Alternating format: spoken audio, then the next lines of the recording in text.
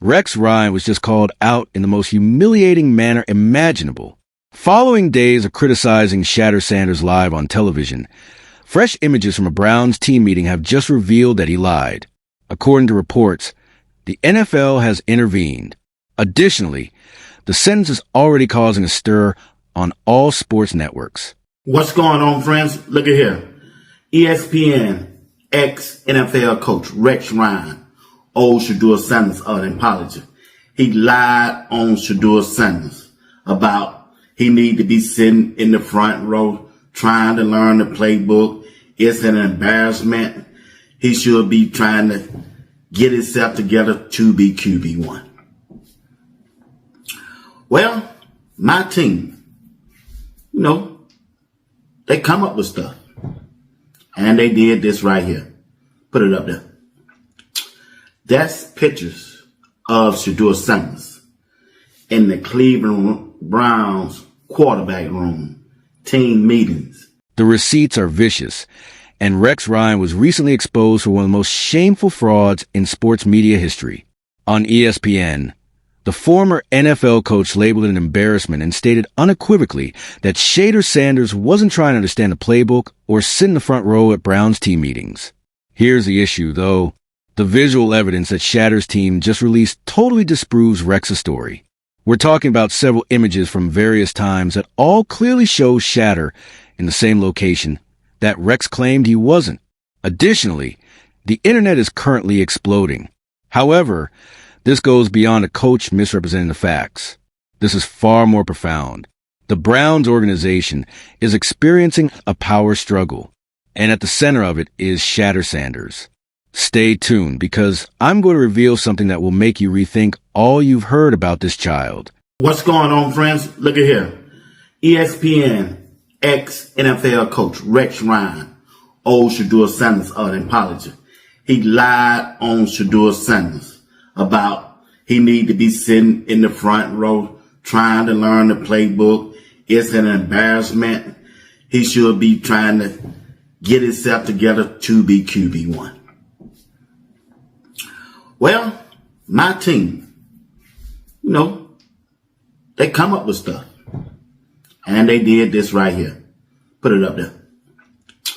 That's pictures of Shedeur Sanders in the Cleveland Browns quarterback room, team meetings, sitting in the front row. That's another picture. Now, because this circumstance is so crazy, allow me to explain exactly what transpired. Former NFL head coach and current ESPN analyst Rex Ryan chose to criticize Shedeur Sanders on national television. And it wasn't just any shot. He essentially questioned the child's commitment, work ethic, and overall strategy for being an NFL quarterback. There's a 3, baby. After giving me a quick glance, she displayed a picture of me. Look at here. ESPN ex-NFL coach Rex Ryan owed Shedeur Sanders an apology. He lied on Shedeur Sanders about he need to be sitting in the front row trying to learn the playbook. It's an embarrassment. He should be trying to get himself together to be QB1. Well, my team, they come up with stuff. And they did this right here. Put it up there. That's pictures of Shedeur Sanders in the Cleveland Browns quarterback room, team meetings, sitting in the front row. That's another picture. I cite Rex when he says that Shedeur should be attempting to learn the playbook while seated in the front row. He added Shedeur should be striving to get himself together so he can be quarterback 1, and labeled it an embarrassment. People now pay attention when someone with Rex Ryan's credentials says something similar on ESPN. The story began to catch on like wildfire. Social media exploded. Everyone is complaining that Shedeur isn't working hard enough, that he doesn't take things seriously, and that he is too preoccupied with being Deion Sanders' son to be a true quarterback. That he better than some of them. So what? That's what he supposed to say. And matter of fact, Rex Ryan, he didn't lie. He's a better quarterback than majority of the players quarterbacking in the NFL. And also, when you look at the Cleveland Browns situation and the way Joe Flacco playing, come on, dog. You know should do it better than what Joe Flacco is putting out there on that field. You know that. We know that. We can see that. What you want us to do? Close our eyes? What you want Shedeur to do? Close his eyes? This is where things start to get nice. I mean, really fantastic. The crew at Shedeur wasn't going to overlook that. They returned with the most deadly retaliation you could ever think of. Hard, cold photographic proof. And I'm not referring to a single image that has an explanation. I'm referring to several images taken on several days that all show Shedeur Sanders seated in the same spot during team meetings in the front row of the Cleveland Browns quarterback room. Front row. Rex Ryan claimed to be there, but he wasn't. The first image falls. Shedeur trapped in the front row, obviously involved in the meeting. All right, perhaps that is a one-time occurrence. False. Second image. A different day. A separate meeting. Sanders, Shedeur. Once more on the front row. Next, a third image. The front row is the same. What Rex Ryan claimed he wasn't doing, this man has been doing. Rex now appears to have either made up his tale entirely or been misinformed by someone with a hidden intent. And that's when things start to get really complicated because Rex Ryan isn't the only thing that's wrong. Someone wants Rex to be incorrect in this situation. Someone is giving him misleading information in order to fabricate a story that will harm Shedeur Sanders' reputation. Isn't that right? He is attempting to make a name for himself in the NFL. Let's now discuss who might be motivated in that way. The Cleveland Browns head coach, Kevin Stefanski, is the name that keeps coming up. Let me explain the chess game being played here before you say I'm reaching. Kevin Stefanski wants to keep two men safe, both Dillon Gabriel and Joe Flacco. Despite being only 40 years old and playing like an 80-year-old, Joe Flacco is his rock, his dependable presence, and his safety net. His selection choice, Dillon Gabriel, is a quarterback he personally recommended and believes has the potential to be the future. However, there is an issue with both of those men. Everyone is aware that Shedeur Sanders is superior to both of them. When a higher skilled player is on a roster, and you, as the head coach, are attempting to shield your team, what do? You write a story. You murmur to the press. You provide folks with platforms and reputation, like Rex Ryan, knowledge. You give the impression that the gifted child isn't prepared, isn't working hard, or isn't a team player. You'll have cover if you don't play him. You have an excuse. But Shedeur noticed him slipping. He had the receipts ready to go, and now the whole plan is exposed. Let's bring in what Shady McCoy stated about this whole situation, because Shady kept it so real, it's almost uncomfortable. Shady laid down the reality of what Shedeur is facing, and he did in a way that shows he genuinely understands what it's like to be a young guy with big expectations in the NFL. Shedeur had way more hype and was projected higher than me coming out of college. Shady remarked, whether he was a better player or not, he was very excited when he came out. And they are facts. Shedeur was anticipated to be selected as the second or third quarterback overall.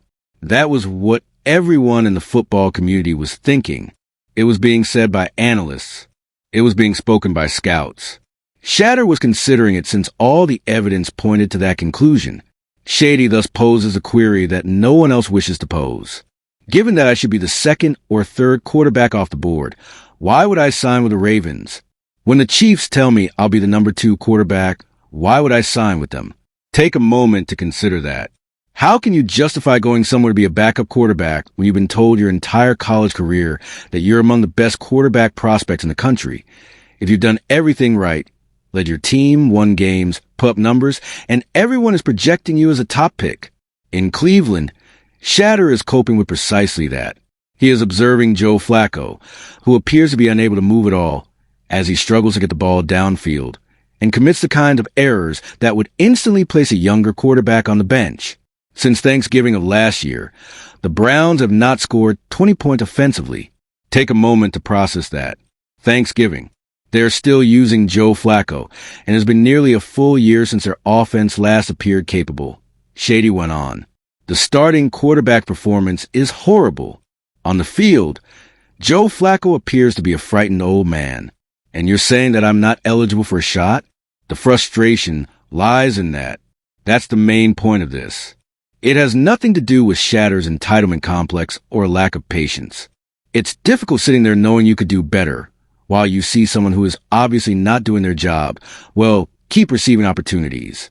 This is where the story is used against him, though Shady was spot on when he pointed out that Rex Ryan and other media outlets fabricate a tale about Shedeur being arrogant, rambling, unprepared, and not studying.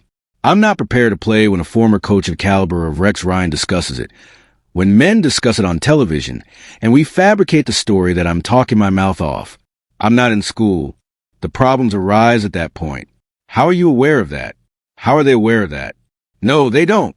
Instead of basing their assumptions on the facts, they are basing them on the story they wish to promote, and the pictures show it. Since there has been much discussion over whether Shedeur should have handled this differently or if he should have just remained silent and played the game, I want to address something crucial here. And so, I can appreciate that viewpoint. Since the NFL is a business, there are instances when using politics to achieve your goals is necessary. Here's my response to it, though. Why must Shedeur participate in a game that is biased against him? Why should he be forced to nod and smile while falsehoods about him are broadcast on national television? When he knows he's better, why should he put up with a 40-year-old quarterback who is incapable of performing? Shedeur has long been associated with respect. Due to his last name, this child has been questioned throughout his career. People claim that because his father is Deion Sanders, he only has possibilities. They claim that he is overpriced, incapable of handling true competition, and unlikely to advance. And Shedeur has consistently shown them to be mistaken. While attending Jackson State, he excelled. After moving to Colorado, he excelled once more in a Power 5 conference. He performed well, guided his team to victories, demonstrated leadership, and remained composed under duress. Now he is in the NFL, sitting in the front row of team meetings, learning the playbook, and doing everything correctly, but he continues to get criticism, lies, and contempt. You have to defend yourself at some point. You have to declare enough is enough at some point. And by making those pictures public, Shedeur accomplished that. He didn't make a lengthy remark. He didn't tour the media. He simply displayed the receipts and let them do the talking. The sound of the receipts is quite loud. This is what actually took place. The story becomes much more intriguing at this point. There is a rift occurring within the organization. According to Tony Rizzo, a Cleveland sports media figure who has covered the Browns for years. Not a little disagreement, but a serious rift between general manager Andrew Berry and head coach Kevin Stefanski. The general manager is Drew Berry. Stefanski wants to remain alongside Joe Flacco.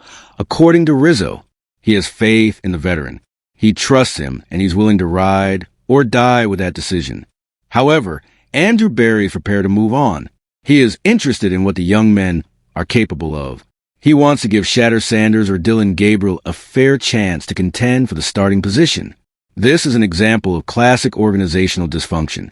You have issues when your general manager and your head coach disagree about the most crucial role in football. Furthermore, those issues won't magically go away on their own. As the season progresses and the losses mount, they will get worse. Without a doubt, the Browns will lose games when Joe Flacco is in the starting lineup. They will continue to have offensive difficulties. They will continue to fall short of the 20-point mark. Additionally, the pressure will increase with each game. The noise level of the fans will increase. There will be more pointed questions from the media. And ultimately, a decision will need to be made by someone. Stefanski will be in a difficult situation when that occurs, and he is ultimately forced to bench Flacco. The calls for Shedeur will be overwhelming if he goes to Dillon Gabriel and Gabriel struggles, which, let's face it, is probably the case since he has never demonstrated that he is that guy. His name will be chanted throughout the stadium. Social media will take off.